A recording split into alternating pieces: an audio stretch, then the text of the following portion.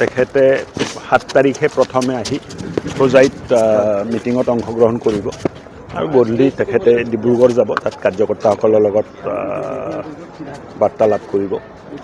Next দিনা ৰাতিপুৱা অৰুণাচল যাব, অৰুণাচলৰ পৰা পোনে পোনে তেখেতে লখিমপুৰলৈ আহিব, লখিমপুৰত জনসভা সম্বোধন কৰিব, তাৰপিছত গহপুৰ আহিব, গহপুৰত জনসভা সম্বোধন কৰিব আৰু তাৰপিছত ইয়াৰ পৰা উভতি তেখেতে যাবগৈ।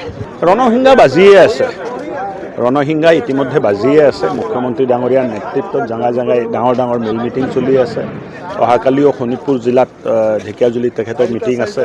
ডেইলি 3টাকে 4টাকে মিটিং হৈ আছে। তো মই ভাবোঁ যে পৰিৱেশ ইতিমধ্যে মুখ্যমন্ত্ৰী ডাঙৰীয়াৰ নেতৃত্বত নিৰ্মাণ কৰিবলৈ আমি সক্ষম হৈছোঁ আৰু আমাৰ ৰাষ্ট্ৰীয় নেতা, হোম মিনিষ্টাৰ, প্ৰাইম মিনিষ্টাৰ, ৰাষ্ট্ৰীয় অধ্যক্ষ, ডিফেন্স মিনিষ্টাৰ সকলোৱে আহি আছে। এটা যিটো বাতাবৰণ আছে, এই বাতাবৰণটো আৰু ভাল হ'ব। অসমত কেইখন আসন পোৱাৰ সম্ভাৱনা আছে? এইটো হাৰিম কোনটো মানে এটাৰ বাহিৰেতো মই মানে ভবা নাই যে ক'ৰবাত মানে প্ৰব্লেম আছে।